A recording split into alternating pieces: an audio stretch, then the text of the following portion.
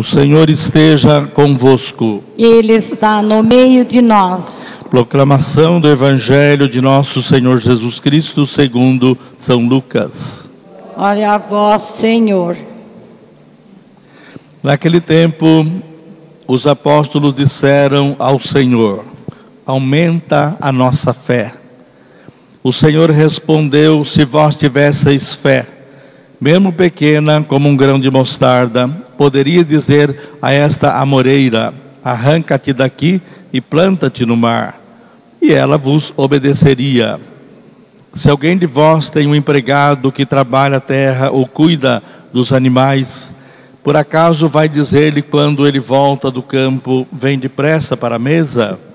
Pelo contrário, não vai dizer ao empregado: prepara-me o jantar, cinge-te e serve-me, enquanto eu como e bebo.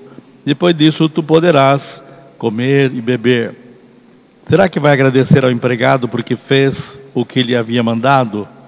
Assim também vós, quando tiverdes feito tudo o que vos mandaram, dizei: somos servos inúteis, fizemos o que devíamos fazer. Palavra da salvação. Glória a vós, Senhor. Caríssimos irmãos, irmãs, caríssimos internautas, fazer aquilo que foi mandado, o sentido não é simplesmente alguém que tem autoridade e manda.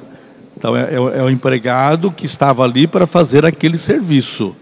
Então no momento exato, o patrão saiu para negociar, para multiplicar o seu trabalho, voltando um pouco fora de hora.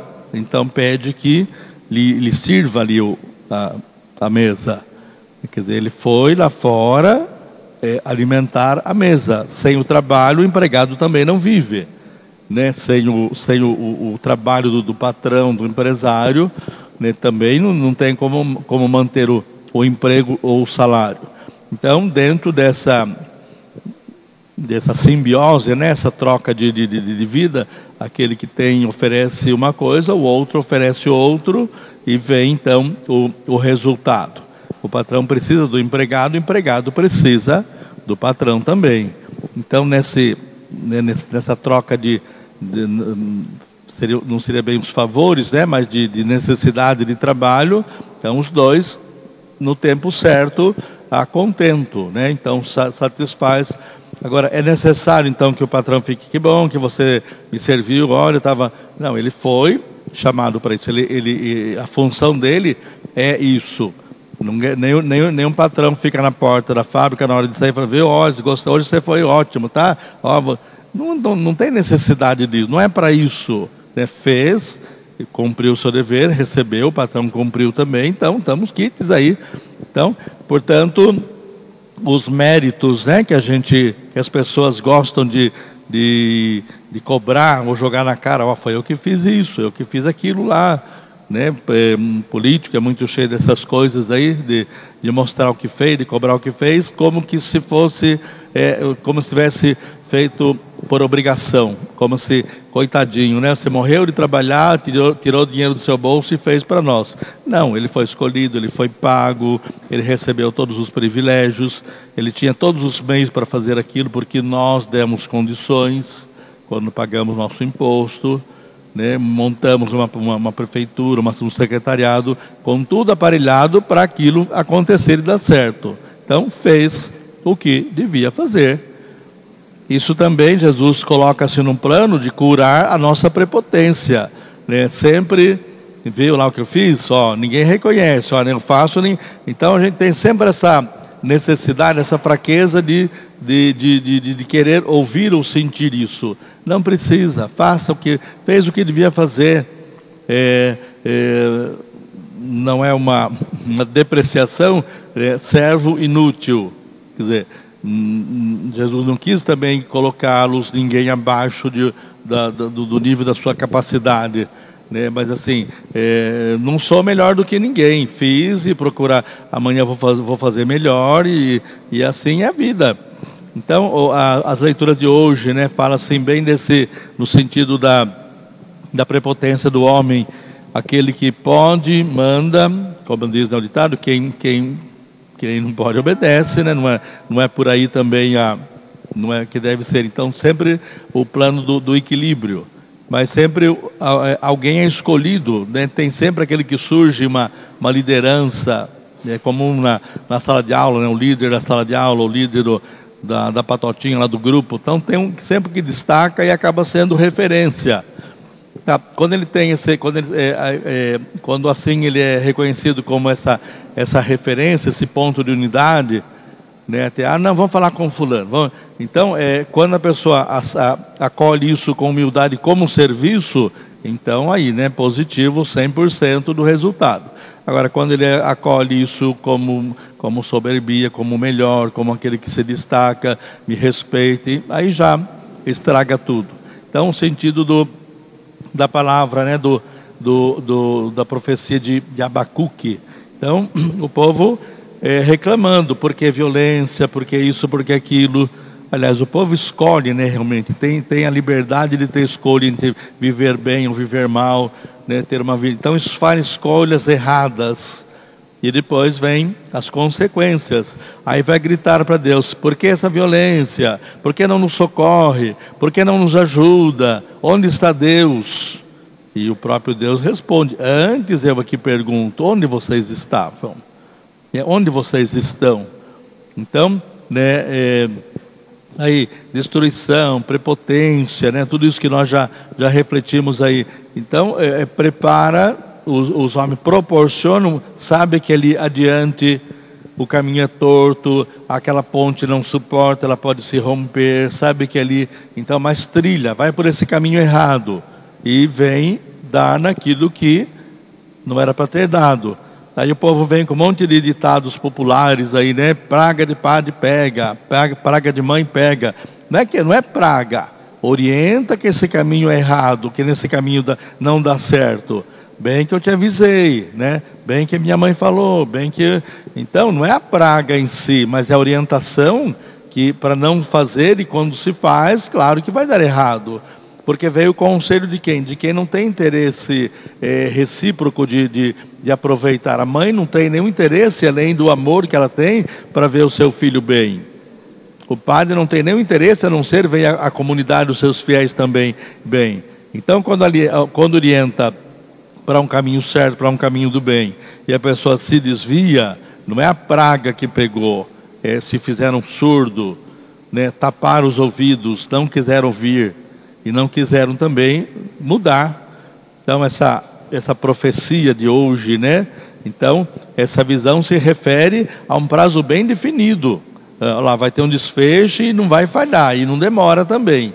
Então, cuidado com o tempo, como nós utilizamos o nosso tempo, como nós aproveitamos. Temos o sentido de aproveitar a vida, quando o mundo falar, aproveita a vida.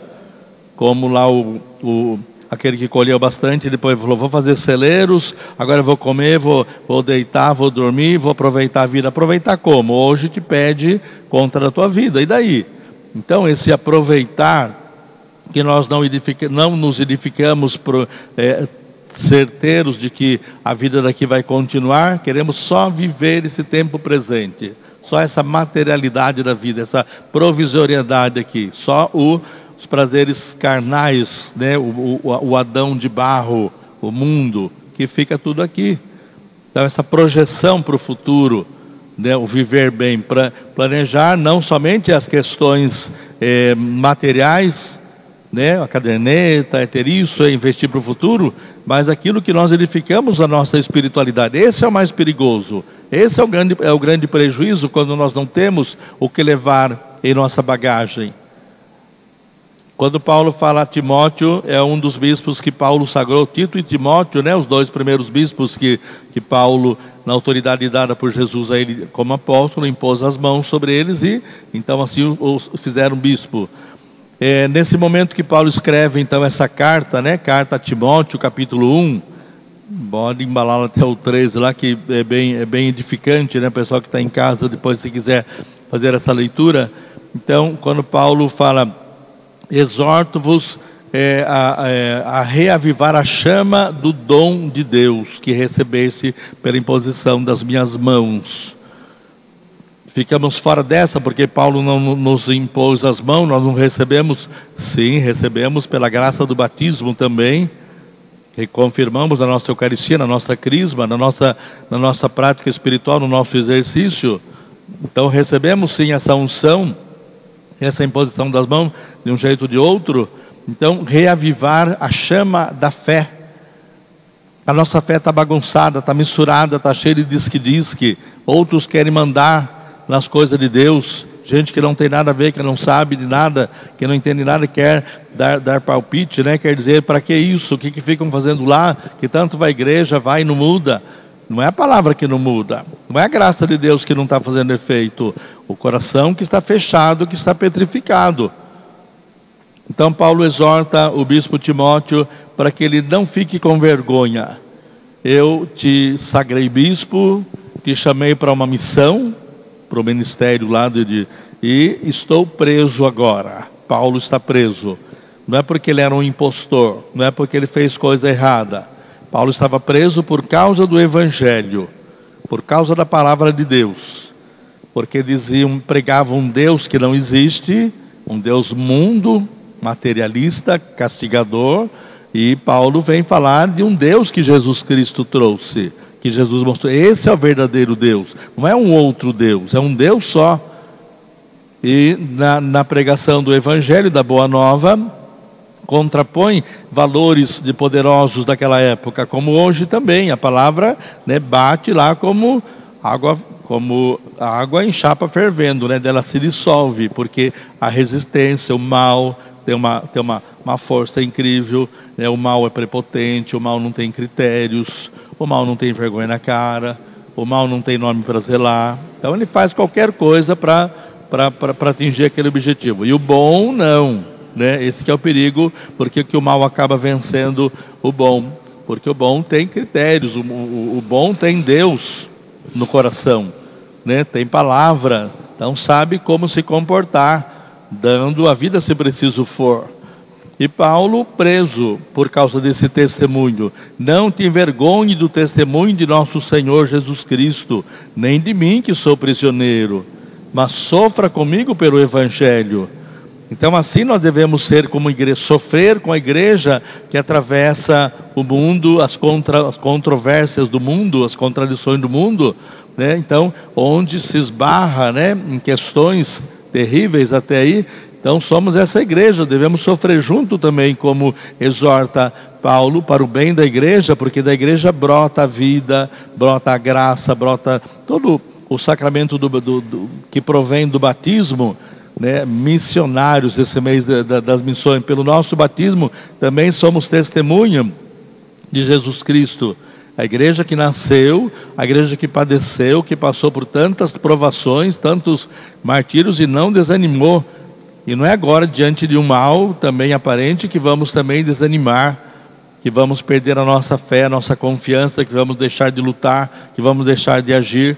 Então essa exortação, existe sermão, né? Existe puxão de orelha, coisa parecida. Exortação é um conselho, né, que toca o coração. Jesus exortava o povo, Jesus exorta a sua igreja, ele fala diretamente ao coração, para mudar o coração, onde daí provém as outras mudanças. Não é mudar a roupa exterior, não é pentear o cabelo, não é fazer uma maquiagem que nós somos modificados. É lá o interior, o coração de pedra, transformando num coração de carne, que ama, que tem sentimento, que vive, que quer a vida e que quer o bem dos outros também. Então quando Jesus fala da fé, se você tivesse fé do tamanho de um grão de mostarda, né, que comparação é essa que Jesus faz? O grão de mostarda, minúsculo, quase que invisível, mas ele contém uma verdade, né? Naquela semente, ali ela vai gerar uma outra planta, né? Vai se tornar um arbusto, onde até os pássaros podem fazer ninho. Quer dizer, quantas mil vezes ela aumenta de tamanho a fé do grãozinho de mostarda, para chegar a esse porte que Jesus compara. Por que a nossa fé não deslancha também nesse sentido? A fé que nós recebemos, ali ficou, ajeitou um pouquinho, jogamos um pouquinho de água, cuidamos um pouquinho, e ela fica ali, quase, né, que ali sobrevivendo da graça de Deus, onde deixamos escapar também por todos os lados, não abraçamos a graça, não vivemos a graça, não proporcionamos a graça, né? Vivemos impermeabilizados pela graça. A graça não pega em nós porque estamos impermeabilizados pelo pecado, pela mundaneidade, pela falta de confiança, pela falta de fé, porque o disque do mundo, as plantas espinhosas do mundo sufocam a verdadeira planta que está em nós e que deve crescer e desabrochar. Se você tivesse fé igual um grão de mostarda, você pediria para a moreira: sai daqui, planta-te no mar. Tá bom que Jesus exagera nesse sentido aí, mas para dizer que a fé é algo que nós não medimos, não existe um aparelho que mede a força da fé, é a perseverança na fé. Às vezes a gente fala assim, né, aquele bichinho terrível, o cupim que come os nossos móveis lá. Então ele tem um poder tão grande que ele derruba um barracão. Ele vai comendo a base da madeira, no caso, né, um barracão, e quando você vê, ele desmorona. Ele não tem força, ele não tem um poder, né, mas a perseverança, a persistência, até a união ali. Então a nossa fé também ela pode se tornar grande no sentido bom, quando também temos essa unidade, essa confiança. Então, aí sim, tá bom, a moreira saltar daqui para lá é até simples, mediante as coisas grandes, né, que poderão acontecer pela junção, pelo exemplo de fé. Então, mesmo pequeno como um grão de mostarda, a nossa fé pode crescer. Senhor, nós cremos, mas aumenta a nossa fé, pediram os apóstolos. Eles estavam próximos de Jesus.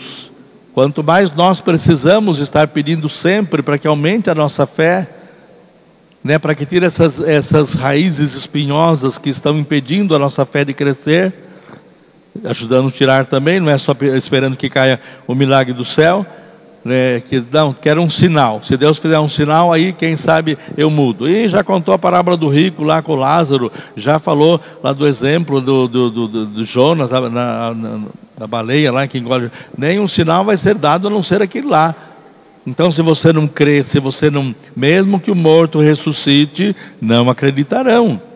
E Jesus ressuscitou, o morto ressuscitou. O que mais então precisa fazer para convencermos então desse marasmo, né? Desse empastamento da nossa fé que não anda mais, né? Quando a gente está moendo alguma coisa lá, fazendo aquelas massas, enche as engrenagens quando está moendo. Então que ele está empastado, não roda mais, não vira, precisa limpar, né? Precisa dar uma engraxada e vai girar com mais facilidade. A nossa fé está assim, entulhou de coisas desse mundo que não servem para nada, que não duram daqui para lá nem de outra geração, e que nós acabamos deixando ser mais importante em nós, e por isso a fé não cresce, e por isso a palavra não faz efeito, por isso não deslanchamos também. Então vem a preguiça do corpo e a preguiça da alma, e assim vamos morrendo espiritualmente, vamos nos distanciando e nos afastando cada vez mais.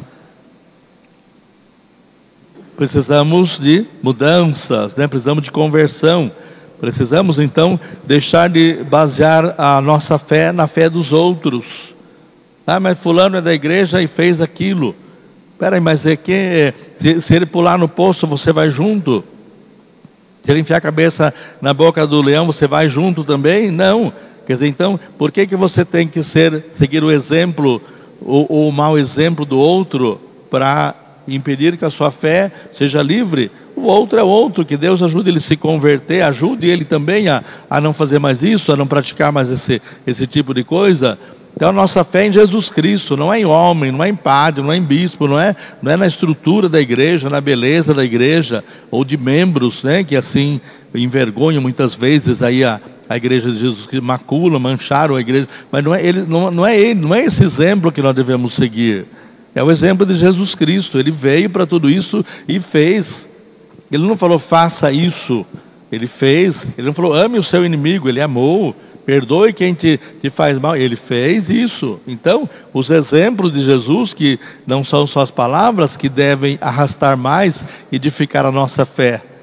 Portanto, tudo que nós fizermos, acertadamente ou não, ou ainda em exercício, né, procurando melhorar, vamos ter sempre esse sentimento: será que alguém vai me elogiar? Será que alguém vai ver? Será que alguém sabe que foi eu que fiz? Será que eu preciso contar? Será que eu preciso nem agradecer, nem bater o palma? Não, somos servos inúteis, fizemos o que devíamos fazer e muito mais ainda. Louvado seja nosso Senhor Jesus Cristo.